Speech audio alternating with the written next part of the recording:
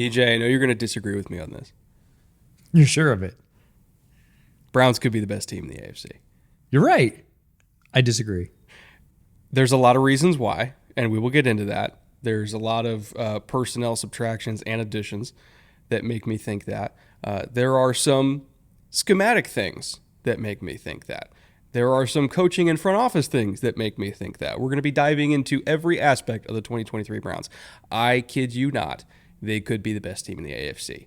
Will they likely be the best team in the AFC? That's up for debate, but they could be. All the pieces are there. So, with that being said, Jay, roll the intro.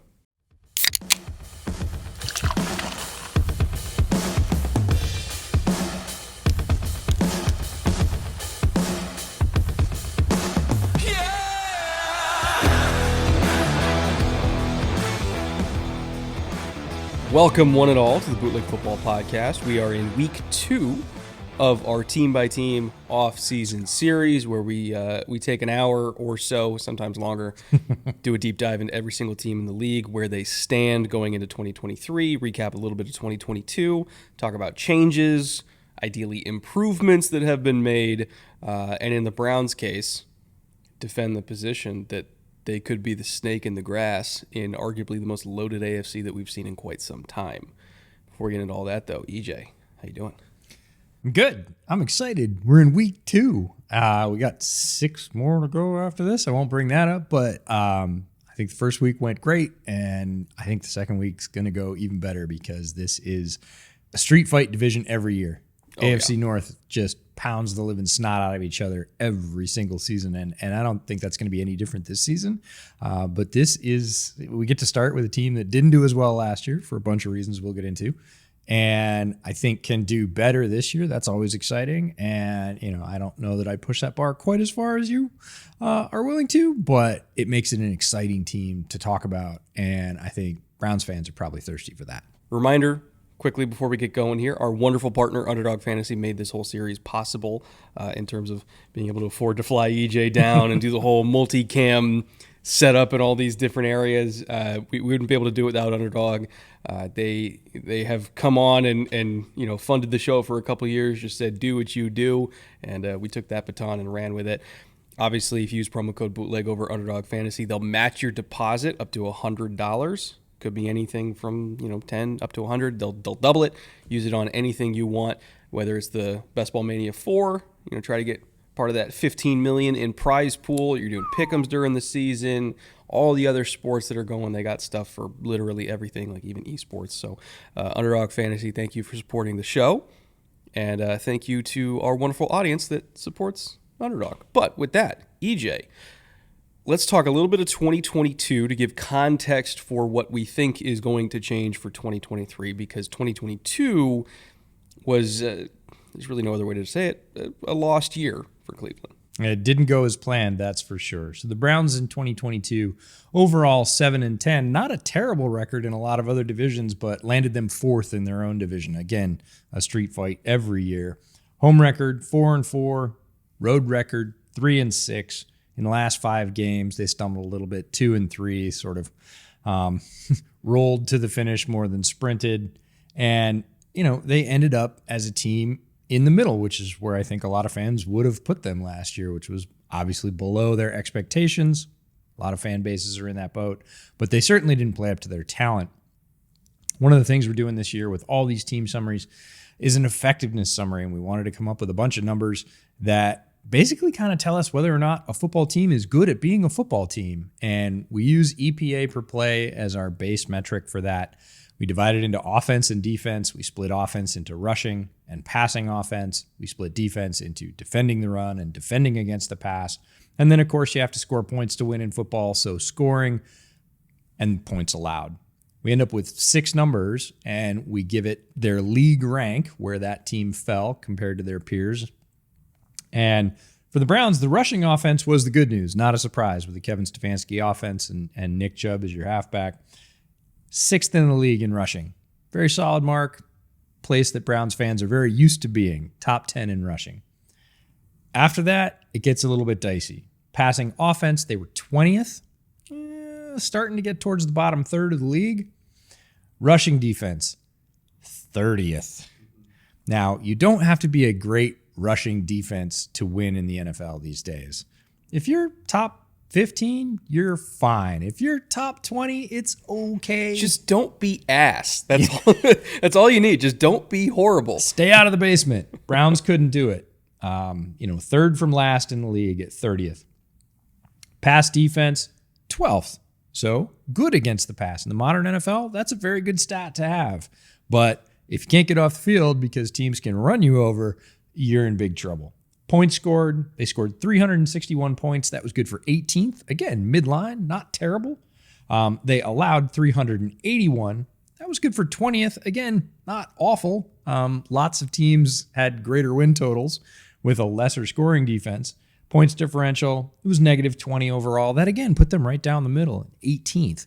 If we take all those numbers, we add them together and divide by 6, we get the bootleg power score, which gives us an idea of how this team ranked against their peer teams overall in terms of those primary 6 categories, which we think are really important and good indicators of how good they are at playing football. Bootleg power score in raw for the Browns was 17.6. That rounds up to 18th. Again, mid-pack, not surprising if you watch the Browns on tape. We will be stacking all those bootleg power scores within their own divisions and then at the end of the series against all the other teams so we can kind of see how they line up. But the Browns, average, their record, average. I think their talent was better than average, but in the end result, on the field, a lot of categories besides rushing defense or rushing the football, they came in right down the middle. There are some areas on this roster, and this was both true last year and even more so this year, that have the bones to be elite. I mean, obviously their offensive line's elite, their backfield's elite. That's why their rushing offense every single year is always really good. But what people don't realize is the pass defense, and this was reflected a little bit in the APA, they were 12th in that. Pass defense, in particular the secondary, is loaded.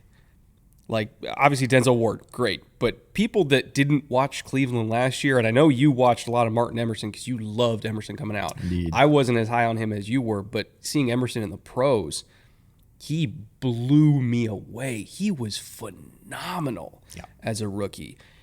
And then you also have Greg Newsome. You know, you're bringing in Juan Thornhill. Grant Delpit, you and I have both been big believers in him. Ideally, he's going to stay healthy. That secondary is crazy, and it's behind a pass rush that's led by Myles Garrett and Zadarius Smith. When Z's healthy, he's awesome. You know, they brought in Dalvin Tomlinson to try to help against the run defense. We have both been big JOK fans since he got in the league. This defense should be even better than it was last year. And it was good against the pass, terrible against the run. I think they're going to be at least average against the run and fucking crazy against the pass. And that by itself is going to help this team be better. What everything hinges on, though, is Deshaun Watson better? Because that 20th in pass EPA kind of dropped them down a bit. Now, not all of that was on Deshaun because he didn't play for most of the year, but when Deshaun came back, he wasn't even as effective as Brissett was. So it kind of was on him also at the same time. If he's not better this year, which who knows if he will be, right? He's very limited action for like 2 years now. If he's not better this year, I think it will spoil what is otherwise an absolutely absurd roster. And that's why I think they could be the best team in the conference. But it all relies on their quarterback playing up to the amount of money that they've sunk into it.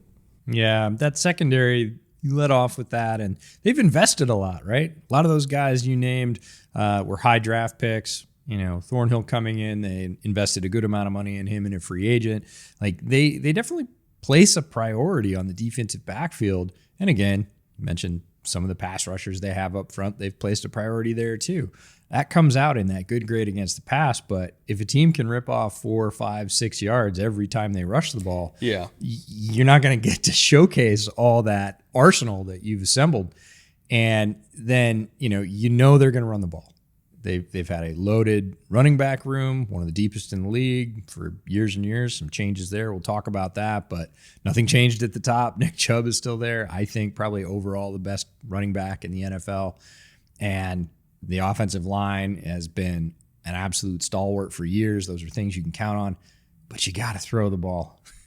You got to throw the ball. You got to throw it well. And they have tools to do it, right? They have a wide receiver room that's good. They've got an explosive tight end. They've got a quarterback who has exhibited star traits in the past, but it's starting to be a while ago now. Mm-hmm. And we need to see that piece come together. And if it doesn't, they're not going to achieve that lofty status you're saying they can. The pieces are all there. They got to work together. That's every NFL team every year, right? One piece has to support the other. And if all the other pieces work, but Deshaun Watson doesn't play well, they're going to be maybe slightly better than they were. But again, in that division, and winning your division is key to winning the rest of the year, they're not maybe even going to make the playoffs. When you look at the coverage breakdown, and we put these together for every single team, kind of going back to the defense and the rushing defense a little bit here. Defensive coverages between the 20-yard lines, so we're taking the red zone out here because the red zone's different. They were really, really heavy in cover 3. They were 10th in calling cover 3, but they were also 9th in calling quarters. Mm-hmm. That's not typically something that you see packaged together. What that tells me is that they wanted to be a heavy quarters team like they were a couple of years ago, but they had to play a lot more cover 3 because they couldn't stop the run. Yeah. And especially they couldn't stop the run from quarters. What I would expect based on the investments made in the interior defensive line, keep in mind the interior defensive rotation in like the middle of the year last year was Jordan Elliott, Taven Bryan, Perion Winfrey, and Tommy Togiai. It's a bunch of 3 techniques. Mm-hmm. They didn't really have any true noses halfway through the year. Now, they bring in Dalvin Tomlinson, they draft Siaki Ika. They finally have the beef inside to actually be able to play a bunch of quarters and still stop the run. I think that's also why they brought in Zadarius Smith, is because they want to have these big, hulking, stand-up edges that if we're playing quarters in nickel, which, again, that's their comfort zone, that's where they want to be, you can have somebody who can set the edge or rock a tight end and then shoot inside and spill everything out and have the safeties come up and tackle. Like, that's what they want to do. I don't want to call it a Vic Fangio defense, but there's some influences there in terms of how they want to be able to structure everything they do on the back end, which then determines everything they do on the front end. I do think their run defense is going to be better this year just because they have the horses to run the type of style they want to run. Now, it's predicated on staying healthy, but if everybody's healthy, I cannot imagine they're going to be like 30th again. There's almost too much beef there for me to think that. When you look at the personnel they brought in, again, this is why we do this. We're trying to tie these numbers together and give context. It's not just about the result. It's about how they achieved the result and the coverages. And then they see these numbers too. They knew they were ass against the run. They bring in Dalvin Tomlinson. They draft Siaki Ika. Those are direct results of them saying, this was one of our Achilles heels. We're going to plug that hole. Like, we have to do something to be better there so that, the rising tide can lift all boats on defense. But it starts with that dirty work on the edge. You talked about Zadarius. It brings me right back to our conversation with Matt Bowen when he was on the podcast pre-NFL draft. And he said, you got to have that guy. You got to have that heavy end that can do the dirty work and set the edge. And if you can't set an edge, he said, I don't care what level you're at. I don't care if it's high school or college or pros. It's going to be a long day. And the Browns had a lot of long days last year. Looking at their pass defense as well, up front, I'm not talking about the secondary, but up front, their blitz percentage, I think that also kind of represented what they want to be, which is a team that can win in the trenches. They didn't really blitz a whole lot in third and medium. And third and medium is the most common third down you're going to get, anywhere between third and 3 to third and 6. Third and 7, they were only average in blitz rate, but third and medium, they were 30th. They want to be able to, again, when they're in nickel, they want to be able to sit back there in some variation of quarters, and there's a million different ways to play quarters, and they want to be able to rush with 4 and say Z and Miles and Dalvin and Siak, all these guys, right? Go hunt and win. Now, they called a lot of stunts. They were 12th in calling stunts because they want to win with 4. Those two numbers kind of match up and fit well together. They don't want to be a blitz-heavy team. They want to cover and have their guys go get it. And even more than last year, I think they also have the ability to do that. Yeah, they want to showcase those guys up front. They don't want to.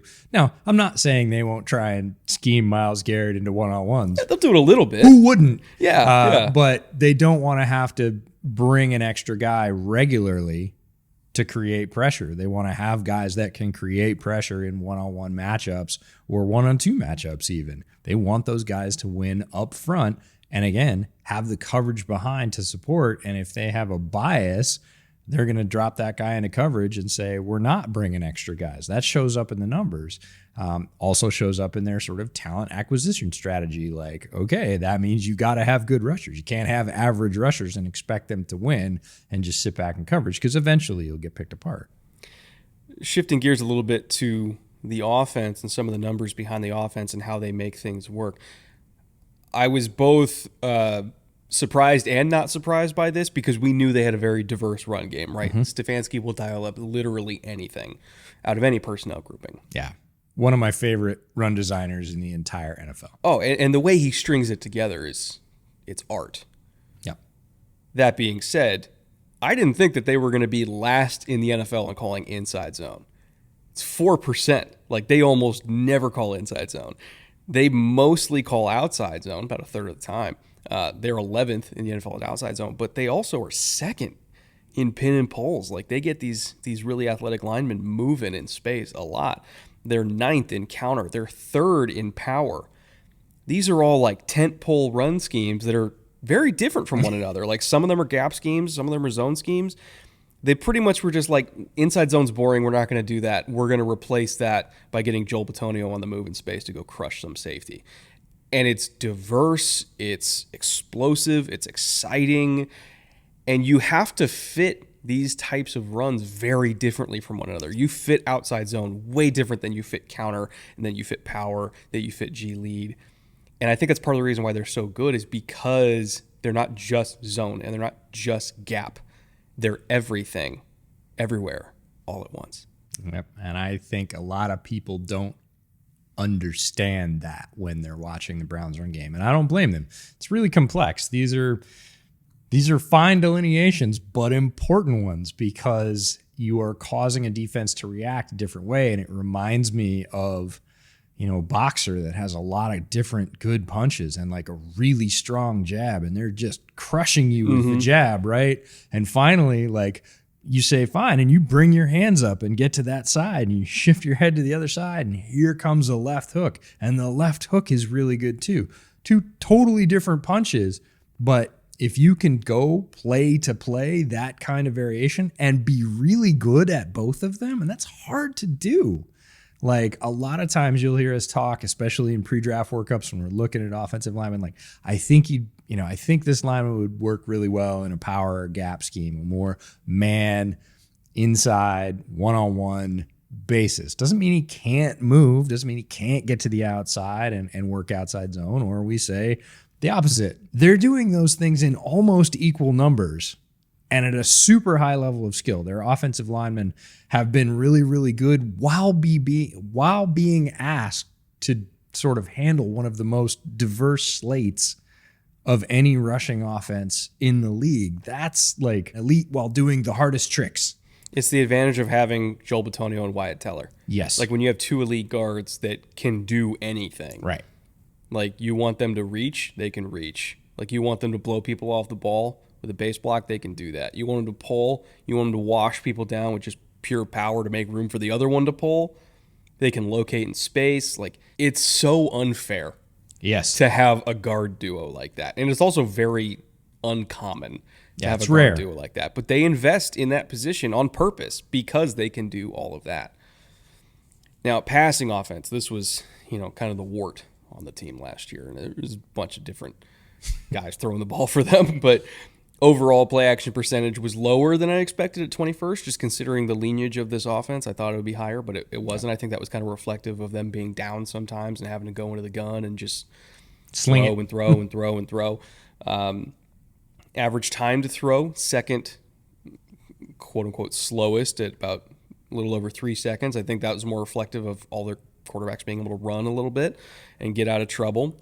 Air yardage percentage was really high, almost 57%. That was 7th in the league, meaning the percentage of their passing offense that came through the air rather than after the catch was the 7th most in the league. They weren't super great after the catch.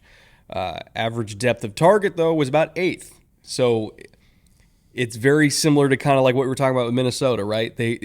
When they're getting chunks, it's through the air. It's not in the screen game. It's not in like quick passes that you're breaking a tackle and taking off. Like they kind of have to work hard to get their chunks through the air. Hopefully they can get better at that this year. And overall, that led to a very average yards per attempt at about 7.3. I think, again, a lot of this hinges on if Deshaun is better this year because he wasn't good last year. And I don't think any Browns fan that's honest would tell you that he was good last year. He wasn't.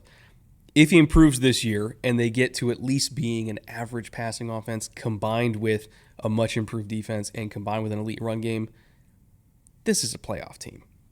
But that's a big if. It's a weird bundle of stats in their passing game because typically if you have a team that is, 7th in percentage of air yards and 8th in average depth of target, like they're getting it down the field.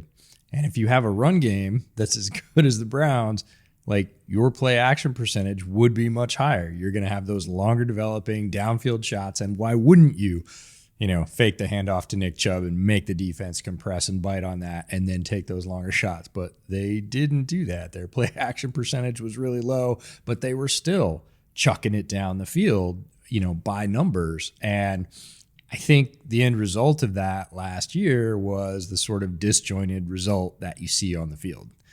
You didn't see a cohesive pass game. And to me, it was jarring because you'd see this beautiful, we talked about it, well orchestrated and beautifully called run game. And you'd be like, yeah. And they'd go to throw the ball. And it was like, and you were like, it was just jarring, the difference between running and passing for this team. Running looked like it normally does for them, which is diverse and awesome.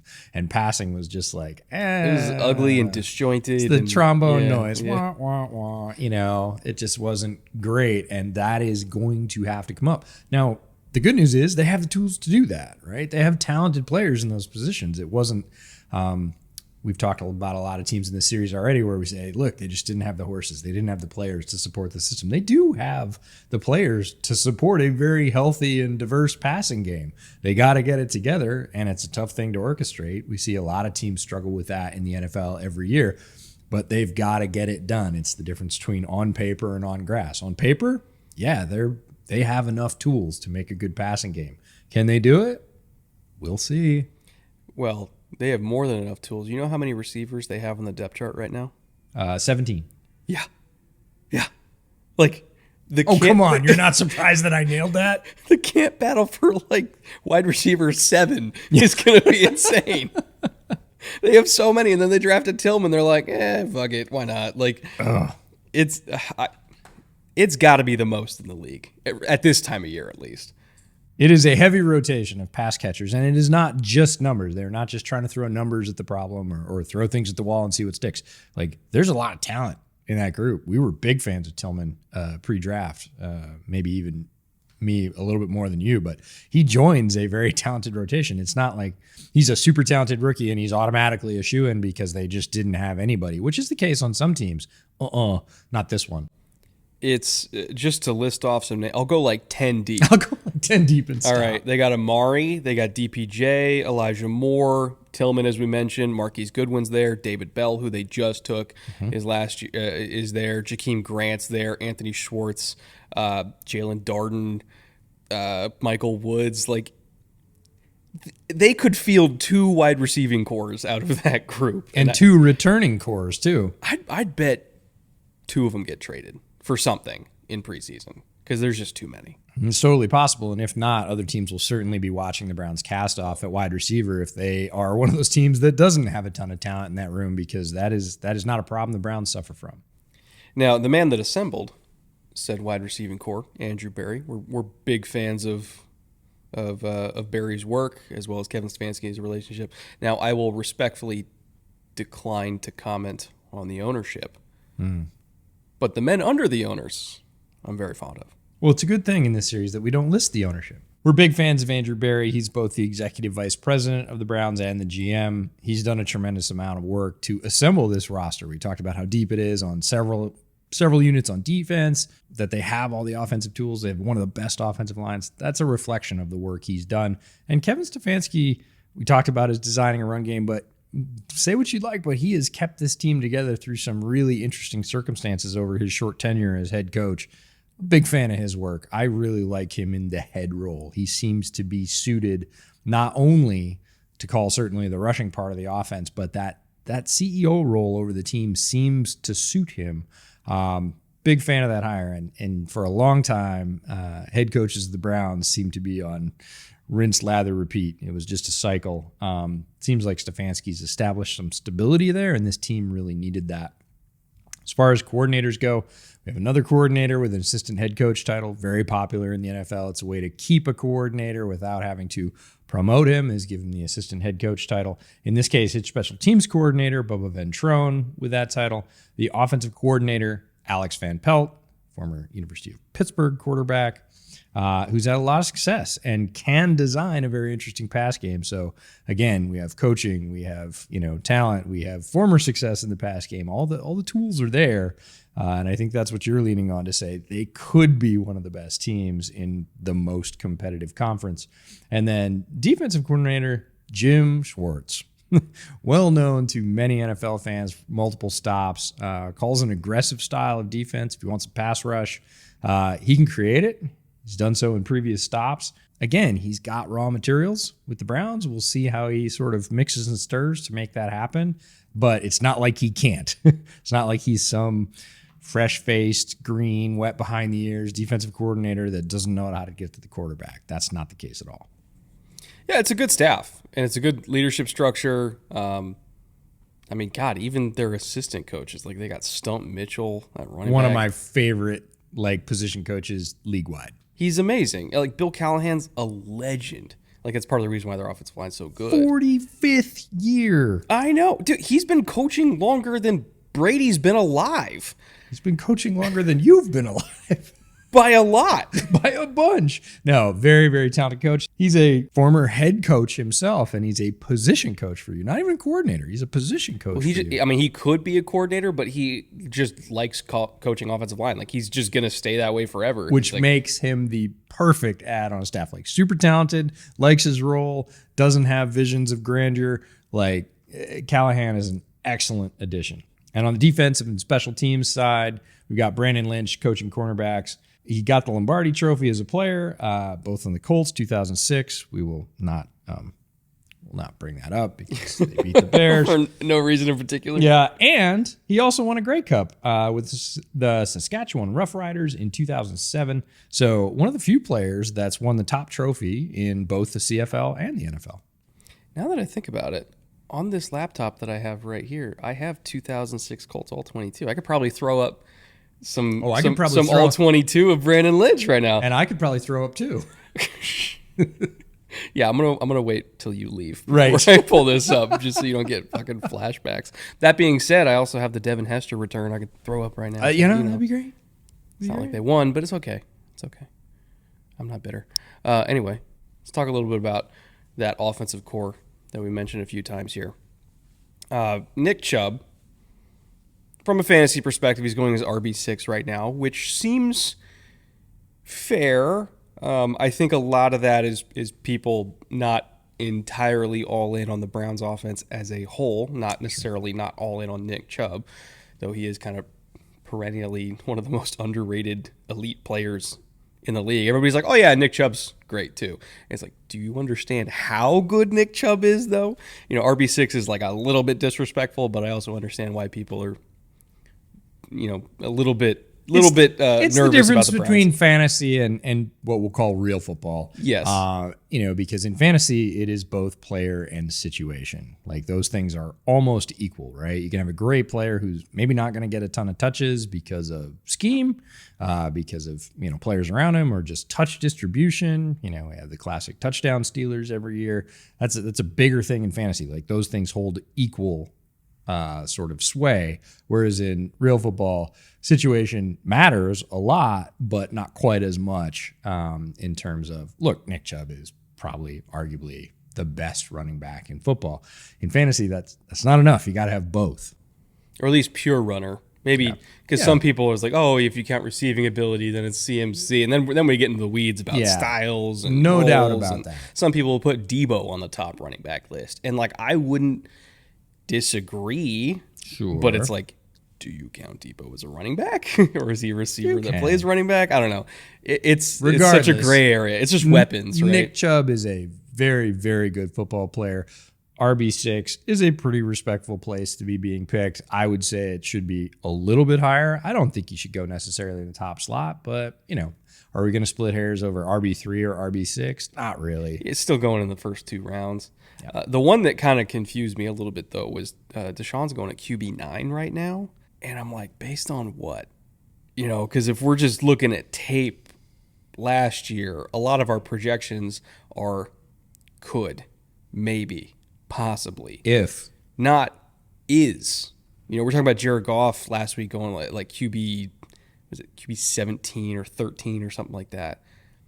I feel a lot safer about that than I do about Watson at QB 9. He's going 83 is his ADP right now. Like, I don't know. That's a little rich for my blood. He's not going to be on any of my teams, well, for multiple reasons, but like taking all that other stuff out, if I'm just looking at watching him on tape last year, he wasn't good. Yep. And he's going as a top 10 quarterback right now. That's a little rich for me.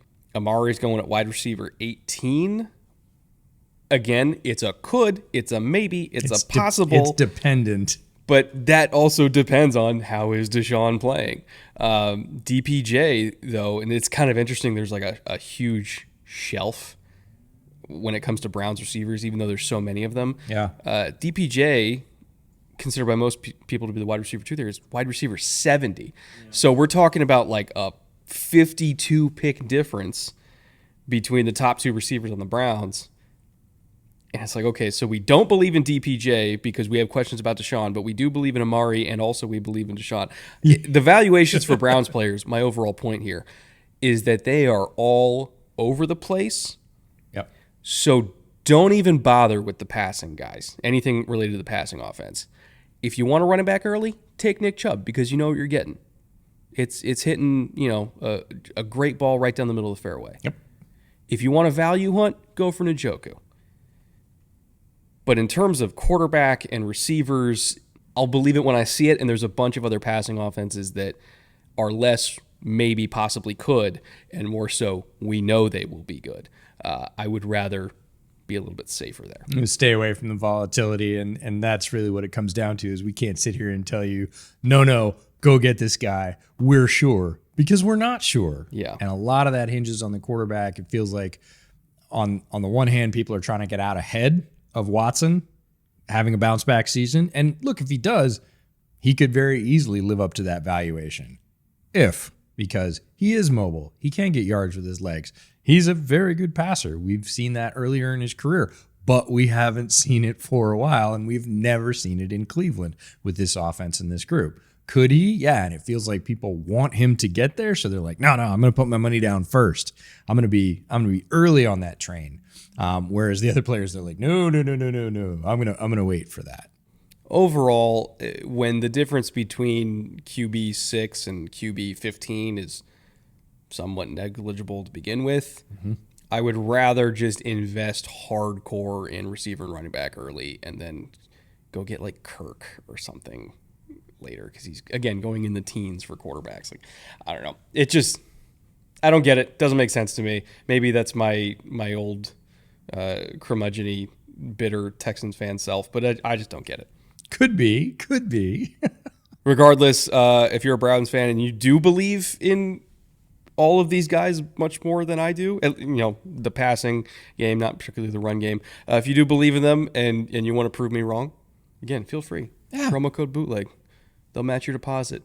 Go make $15 million off my ignorance, please. I invite you to do so. And there's no wrong way to draft in fantasy. If you want to draft as a fan and you want to pick the entire Browns offense because you're the hardest core Browns fan there ever was and you're just going to ride or die that way, if Brett's right, they're the best team in the league, you might win $15 million. I have gotten DMs from people that won their home league by drafting based off the Coleman curse, where anybody I was high on they avoided, and anybody I was low on they went all like that was it was a couple years ago when I was like, oh yeah, Ayuk's the guy, and then Debo was an all-pro and they won their league. Oh, well, that's an entirely different area of fantasy football that we'll skip. So I'm just saying, like, if you just don't listen to me, you're probably gonna win. Anyway, I want that on tape. Let's get into free agency losses, and these are less about losses and more so about reshuffling the deck to, I think, become a little bit more in alignment with their vision for the team. And some of these guys are still available, and it's possible that maybe they even have potential to come back to Cleveland. Well, I don't think Kareem's coming back, but like, Clowney maybe. It's possible. Clowney possibly could come back. I don't know about Ragland or Deion Jones, but like some of these guys could make their way back into Cleveland. Most of them are already in other destinations.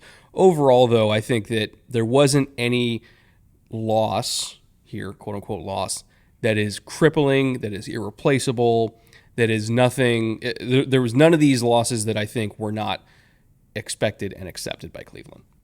I would say the two largest ones that, again, were somewhat expected, and again, one of them could return. It's Jadeveon Clowney and Kareem Hunt.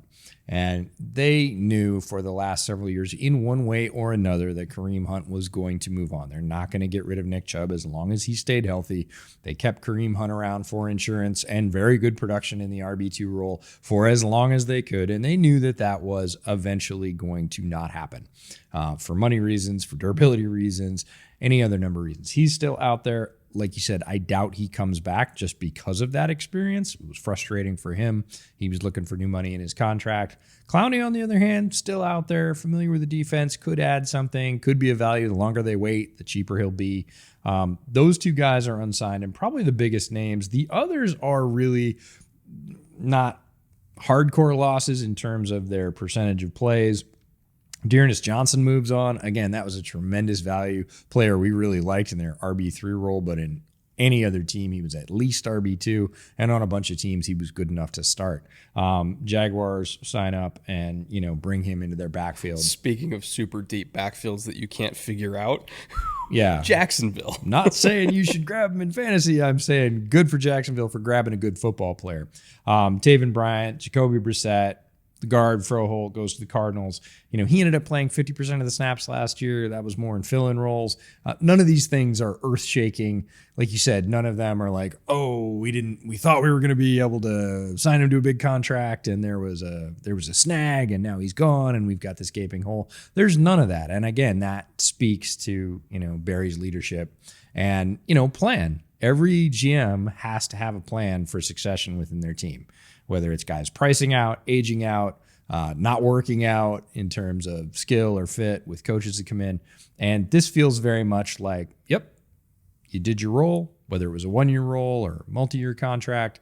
We're not going to bring you back, but guess what? We've got a plan for what we're going to do instead. In terms of retentions, they kept pretty much their entire linebacking core together. Anthony Walker's brought back. Sione Takitaki's brought back. Thomas Graham Jr., favorite of EJ, also brought back. AJ Green, the corner, not the receiver. The receiver retired. He's back once again. And then Jakeem Grant, thrown into the wide receiver Thunderdome there. And we'll see if he makes the team. I don't think he will, just because if he does, so it'll many, be on return specialty. And that's it, right? Now, that being said, they were not a good yak team last year, and he's one of their guys on paper that should be a yak threat, so maybe he makes it because of that. Either way, nothing crazy with the retentions, but the third-party additions is where they spent most of their money. Juan Thornhill they got for, I thought, a pretty decent value at $7 million. Yep. Rodney McLeod they also brought in just to make their safety core even more deep and resilient. Elijah Moore they acquired in a pretty cheap trade with the Jets. Bodie Okoronkwo, productive edge with the Texans last year, brought him in on a relatively manageable, $6-point-something million deal. I want a relatively manageable $6 million. I would love it. I would I love think it. I could relatively manage that relatively managed deal. I would rather have Dalvin Tomlinson's deal though. 14.2 million, which in the current defensive tackle market, keep in mind yesterday I think it was Ed correct. Oliver signed his deal, which came out to like 15 something. Yeah, per 15 year. and change. I'd rather have Dalvin at 4.25. Like that seems like a great deal given the current defensive tackle market, especially because we're recording this before Dexter Lawrence eventually gets a monster deal, before Quinnen Williams gets a monster deal, Jeffrey Simmons, Christian Wilkins. Like the defensive tackle market's about to be it's earth-shattering money is coming. Yeah, so that's getting Dalvin now is great. Yeah, it's the Bills getting out in front of it. Dalvin's the Browns getting out in front of it. And the good news is if you want that $14 million deal, all you have to do is like tape two of you together. Teach you how to play defensive tackle and you'd be in the running. Yeah, he's only a little bit bigger than me. Just a wee bit. They also picked up Zadarius Smith in a trade with the Vikings, giving them a bigger body edge that is both an ass kicker against the run and a very good pass rusher when he's healthy. For sure. That has been a thing with him, and somebody who's very comfortable in this type of system that I think they're trying to build. So overall, yeah, they did a lot of work in free agency. I don't know what the hell they're going to do with the cap next year. Well, I have some ideas what they're going to do with the cap next year, and it involves some weird void year stuff with Deshaun, but they kind of got to win now. Like they really do, or it's going to get pretty tight. Yeah, if they don't win this year with those charges looming next year, we could see a Rams-like year, what the Rams are doing in 2023 for the Browns next year. I don't. That's the thing is, I was like, I don't even know if they can do what the Rams are doing just because the Deshaun deal is so. Yeah, it'd be Deshaun and the 50 so other guys. Rigid. Yeah. So it's a gamble, but at the same time, I respect them saying like, screw it. Like if we're going to do this, we're going to go for a ring, and they have made every move possible to try to get a ring right now. Now their draft, I wouldn't say was the flashiest. It was more filling in minor areas of need, depth, getting depth where they thought they needed depth. It wasn't any like huge, oh my God, value additions. But I also thought they made a lot of smart, reasonable value moves to kind of just keep filling out the roster and giving them some young guys to develop. Yeah, there's two competing forces when you're drafting. One is need. We talked about all the numbers that they assembled last year and where they were good and where they were deficient, and that pretty much defines your need. You fill as much of that in as you can with all the free agency dollars we talked about, and that leaves your remaining needs. That's one thing you enter the draft with. And then the other one is value. Oh my God, that guy's still there? Like, we love that guy. Do we really need him? No, but he's better than anybody else we need. And those two things kind of, ideally they work in concert, but a lot of times they fight. Mm-hmm. And you just have to make a choice. Hey, is the value too much to just resist and we're going to grab that? Or do we really need this so badly and we're already through free agency and we don't think there's another reasonable way to fill it? We got to kind of bite the bullet and take a player that's lower on our board but much higher in our need hierarchy. And I feel like their first pick, round 3, pick 74, Cedric Tillman was the value thing. They got to round 3 and went, man, this guy was projected mid-round 2. We're in, the top of round 3. He's really talented. Do we need him? No, we just talked about how loaded their wide receiver room is, but they were like, a really good football player, and we thought he'd already be gone. We're just going to take him. So they start off the draft there. It's a strong start for them. Also in round 3, then they swing back to, but we got to stop the run. And it may not be the highest value pick we have, but the guy fits our program and he can do what we need. And that's the defensive tackle out of Baylor, Siaki Ika, who is the human version of a tractor trailer. And, so it's this pendulum between, oh man, I really want that shiny thing. And that's just really cool. And, we got to get a guy in the middle of our defense so that we don't end up 30th again against the run.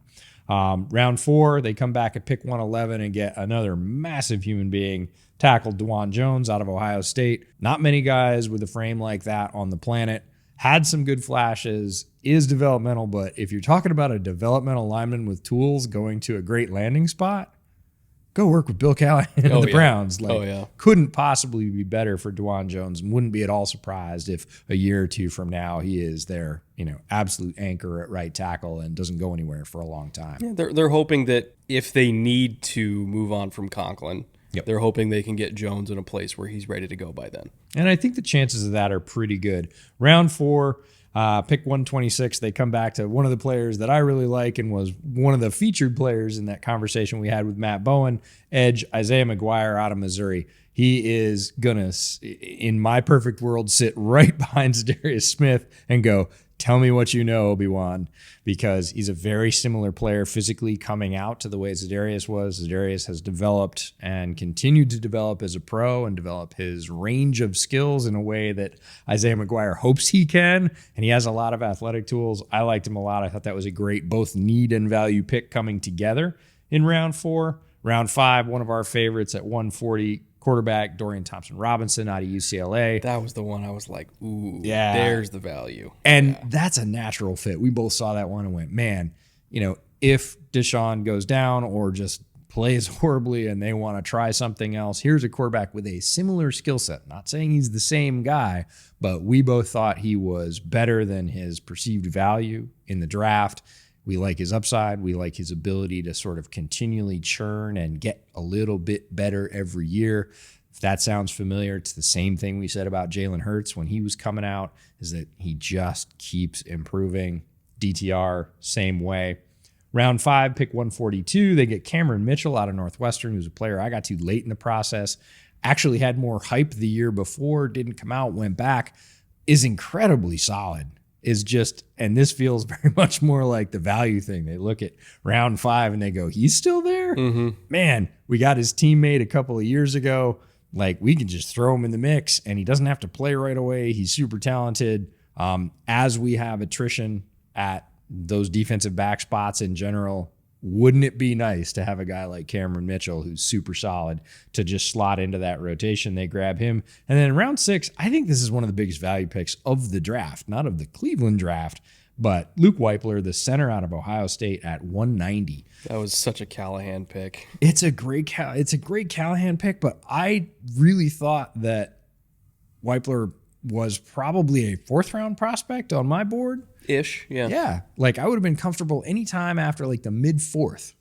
And he was there in the mid 5th. I was there in the 6th. And I was like, and the Browns go and get him. And again, you're like, okay, so you got 2 guys from Ohio State who were both ranked very draftable players on my board.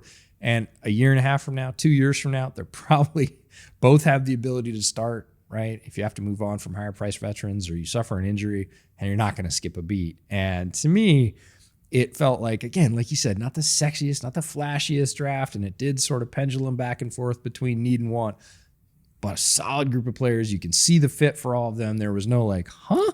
What are you doing? I don't have any complaints about literally any of these picks. Nope. It was just very, very solid right down the middle of the fairway. Yeah, really strong process. Their UDFA class also was really intriguing. Ronnie Hickman, by the way, I had a higher grade on Hickman than Cam Mitchell. If you told me that Hickman went before Mitchell, I would have, not that they played the same spot, but in terms of like overall where I thought they were going to go. Like, I thought Hickman was going to go ahead of him, and they got him as a UDFA. Like, he's such a good safety. Yeah. He's so good. He was one of my favorite, like, under the radar safeties in this class. Super great tackler in space. Really, really tough. Great against the run. Not like the most explosive mover, but he can survive for them. And again, for a system that we think they want to play a lot of quarters and be able to stop the run from quarters, like, he does that. Yes. He's a freaking missile.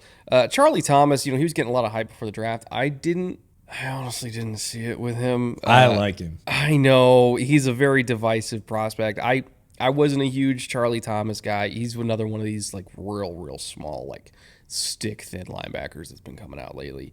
I'd stick him behind JOK, same as I'd stick Isaiah McGuire behind Zadarius and be like, Go learn. Do everything that he can do. You can't do everything he can do, but No, he can't. But do everything he can do and try and add to the skill set until you can get close to him. And I really like his athleticism. I like his aggression. He's got very good speed. I really like Charlie Thomas. And see, you and I are flipped because out of the two UDFA linebackers they got, Mo Diabete from Utah was the one that I was more excited about. And also another one that I was like, he went undrafted? Really? But again, another one of those just human missiles of an athlete, just completely rocked up. Really, really explosive. In coverage, he has a long way to go. He's got to learn. But targeting computers a little bit screwy on that one. But boy, his tools are just when he lines up and hits it, it's amazing. And if they can, again, get him to slow down a tick in processing and line it up right every time, he's got great physical skills. I just saw more out of Charlie Thomas in terms of versatility and getting it right in terms of where he needed to be. And a similar level of physicality. He's not as rough as DiBiase. Lonnie Phelps was another guy, the edge from Kansas. Really liked him. We got to see a little bit of him at the All-Star game and didn't get a lot of buzz. And he's got a weird physical profile. Well, it's such a deep edge class that I kind of figured he was going to be one of the ones that slipped through, and he was. But like if you told me that he got drafted, I wouldn't have blinked an eye. Yeah, he'd come in, scoop him up for free, and that's what UDFA is really for. And I think the Browns and Andrew Berry's staff did a really good job getting a little bit of extra talent on top of what was a little bit smaller class, but a really focused class. We talked about fit and need. You come in and get 3-4 players out of that UDFA class that have a shot. That's all just free talent. Wrapping it up here with the final report card. This is a visual summary of the progress for these teams moving from 2022 to 2023. Obviously, up is good, down is bad, even is fine. Even is not negative. Even steady as she goes. Steady as she goes. And we do this for 4 categories for every team: front office, coaching, offense, defense. We put even for front office. We put even for coaching. We put even for offense. Again, that is not a negative. It's just acknowledging either A, we are stable in the leadership structure, or B, we're not sure yet about the quarterback situation, but the offense is not going to be worse than last year. It could potentially be better, but it's not going to be worse, so we're just going to give it even for now.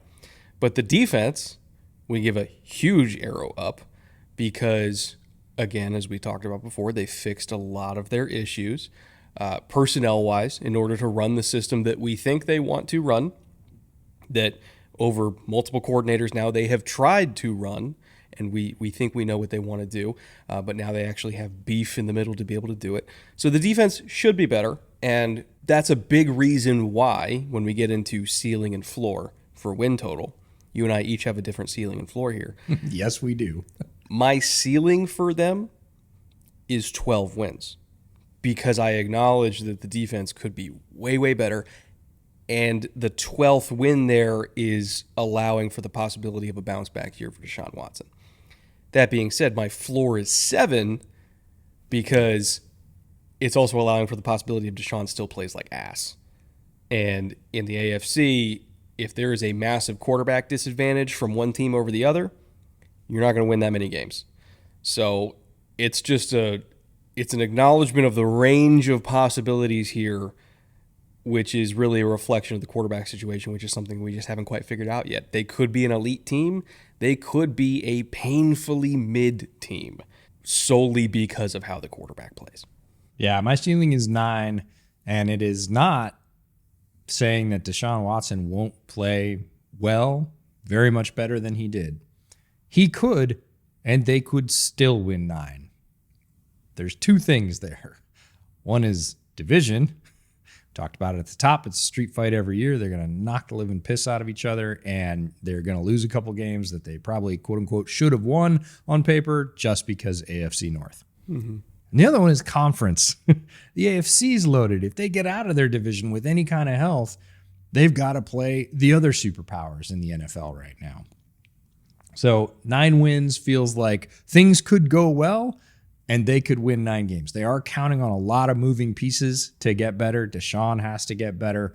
The passing game has to gel in a way that it just didn't last year, and it wasn't all on the quarterback. The running game we expect to be good again. We talked about that. Defense, yeah, they've plugged those holes, and yeah, they have some, a little bit different coordination, and we think that they're going to fix those holes, but just assuming they're going to jump from 30th up to 15th or 10th is a massive everything has to go right. So I think some of those things will go right, maybe even most, and they could still be below double-digit wins because they play in one of the toughest divisions and they play in the toughest conference.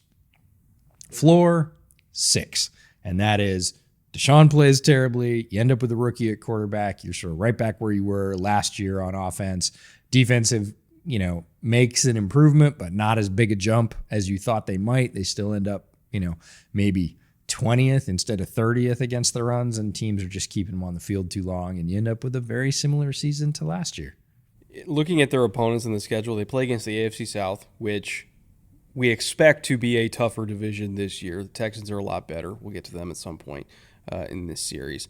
And they're going on the road to Houston, by the way, which is the most hostile environment Deshaun will face for the rest of his career is going to be Houston. The Jags are a good team. The Colts, we think, are going to be a way better team. Maybe they'll get closer to living up to the lofty expectations we had last year. They also play the NFC West, so they got to go on the road to Seattle. They got to deal with the Niners coming to town, not to mention playing their own division. They don't really get a whole lot of easy games. I mean, even their AFC East opponents, the Jets, and the Jets just got Aaron Rodgers and also have a loaded roster too. So I fully acknowledge the schedule is not in their favor here. No. But I think that saying that they are a firm wild card contender is not that crazy of a statement. I think they could easily make a push for a wild card spot. And some people might say, how with 9 wins? You said 9 was their ceiling. I think they could still do it. Yeah, I mean, 7th seed isn't unattainable with 9 wins. Now, it kind of requires the rest of the AFC to also beat the crap out of each other for that 9th win to have more weight to it. But it's like every year we see it like a 9 and 8 team now that's like going into the last week and they have a shot and they just got to get one more win. Like they can put themselves in that position where it's winning in the end. And I think that's all Browns fans really want. Now, tomorrow we're going to be hitting the Steelers, which, God, the Steelers hype train has already left the station. Kenny Pickett is a god to them, and we will address everything about the Kenny Pickett debate tomorrow. And then we're hitting Ravens after that, then Bengals, then the AFC North wrap-up, and then we are moving down to the Southern divisions, I think, right? No, we're going West. NFC West. Yes. So that'll be a lot of fun as well. But we got a lot more for the AFC North fans. If we have suitably fired you up as a Browns fan or any other fan, head over to our partner, our clothing partner, Homage Clothing. Check out their full NFL line of tees, sweatshirts. They have 20 or 30 designs for each team, so there'll be something there that tickles your fancy. And if you use the code down in the description, it helps support the podcast with every purchase. Yeah, we get a little bit of a little chunk of every single purchase you guys make, so it literally does directly help us. But with that, we'll be back tomorrow, talk a little bit of Steelers, and until then, later. Take care.